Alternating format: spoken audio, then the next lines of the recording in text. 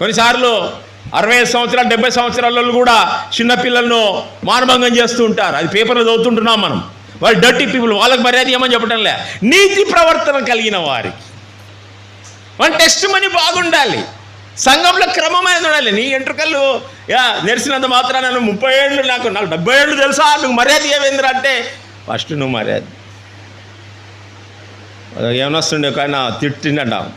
ఒక వృద్ధుడు లేచానంటే, ఏందిరా నువ్వు, నేను ఎవరో తెలుసా, నా ముఖం కనిపించడం లేదా అన్నాడంట.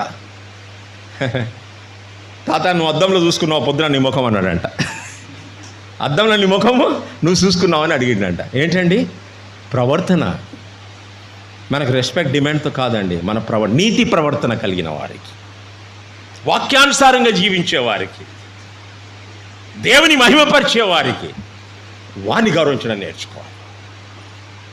మనం ఏమైనా